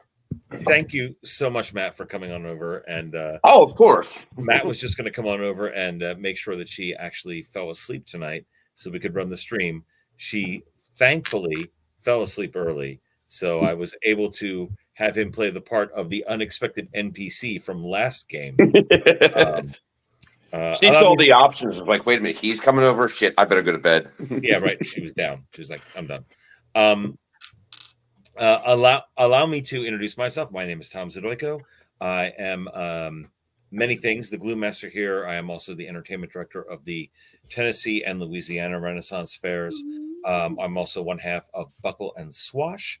I'm currently running special events at the PA Ren Fair until October, and then Buckle and Swash will be at the PA Ren Fair for all of October, and after that, we will be in Louisiana doing the Louisiana Renaissance Fair. So please come by and check us out there. Also, to make a nice little segue, I do the audiobook narration of our book, Dare, by Melissa Lee. That's Handler Z, who's often on this channel running games herself. A collection of short fiction and poetry available on Amazon in paperback or Kindle, or in the audiobook version on Audible. And we've got a new book coming out in October. Stay tuned for that. We're working on that. And if you want to get the stories that are in these books early, these are all drawn from our Patreon account. And our Patreon is patreon.com/quill and quote.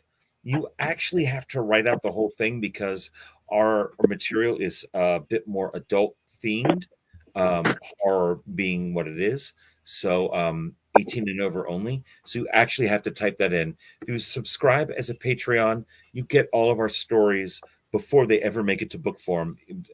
So please do that. And it all actually goes toward Baby Bat, our baby Helena, who's in the other room. So please check us out there. Also want to thank our other sponsors, 3dtu.org, our good friends Jesse and Amy, who have done such wonderful things for us and for this channel. They do 3D printed and laser woodcut gaming accessories, dice towers, that sort of thing. Check them out at 3dtu.org. And of course, our perennial sponsor, renadventures.com. We've got a show coming up, a tour coming up in New Orleans on November 19th through the 23rd. You'll come on down, you'll play D&D 5e with Paulo and a whole bunch of other folks. And it culminates in a trip to the Louisiana Renaissance Fair, where many of us, as I have mentioned, are performing. Or you can check out Destination D&D itself, destinationdnd.com, where you can find us getting ready for our castle tour next year. So please feel free to check that out. There we go. Check that out at destinationdnd.com. I'd also like to take a moment and thank all of you guys who come back week after week and watch us. Thank you so much, Sally A, Sir David Percival for running the Twitch mod stuff. Screaming Dragon, Kara. We've got. I'm just going back. Victoria London Fog. Victoria London Fog so is many here good- all the time. Thank you so much for being here. GCB Whippy for coming on in. Heathen Alchemist for coming on. Ick the Troll King great for to see him. stopping on by. Thank you so much. Again. EP 5000. AP 5000. There's GCB Whippy. Heck yeah, GCB Whippy I mentioned. Yeah, thank Care you so much. Chapel, yeah. I'm scrolling back because there's some names I hadn't seen before. Well, Screaming Dragon has been here. Thank you, Screaming Dragon. There were some new people tonight, so yeah, we had some new folks tonight. Yeah. Thank Right you all on. for joining us for this. Yes, thank you. For this really weird roasted pheasant. For this really little weird thing that we like to do. Everybody plays D&D, and we just wanted to do something that was a little more creepy, a little more gritty, without just playing Ravenloft all the time. So Quad Kevin, spooky. well, thank you for coming back, Quad Kevin. Good to see you. Yeah. Moon DP 123, more called GM. I'm just going back through the list because there's so many people that I just didn't have a chance to thank when they came through initially. I'm looking for somebody in particular because I want to get their name right. Proxima Rising, very good. Nice to see you. That's a great name. That's Right? That is a great name. Yeah. Necrontier 69. Thank you for being here. I'm just scrolling back through all the comments to see who all was here because unfortunately my computer, I don't want to run Twitch at the same time as I'm running this because my computer gets janky when I do that. Yeah, man. There was somebody specific that I saw that I wanted to thank. Where were you? Yeah, you guys make it all possible. Oh, John thanks, Caro. Chris. Thank you. John Caro. John Caro. Thank you so much. That's who I wanted to see. And Evelyn Evermore. Thank you, guys. Rhubarb 14. Thank you guys so much for joining us. We're going to continue this next week. Aramis, my cat, is attacking Clement right now. Somewhere. Join us. Stay tuned on our Discord and on our Facebook page. Heathen Alchemist. Yes, thank you. Yeah. I think we're gonna have the game next week, but I'll be traveling. I should be home in time, but keep posted on our Discord and Facebook in case we have to punt for a week just because of travel schedule. Oh yeah. But hopefully we'll be able to wrap it up either next week or the week after this adventure that many of you helped write on our last previous streams. So I'm curious to see how this all turns out. Thank you to all my players. Thank you for all of you for watching. And until next time, have a lovely evening, everyone. Thank you so much. Thank you. Mwah. Bye. Mhm.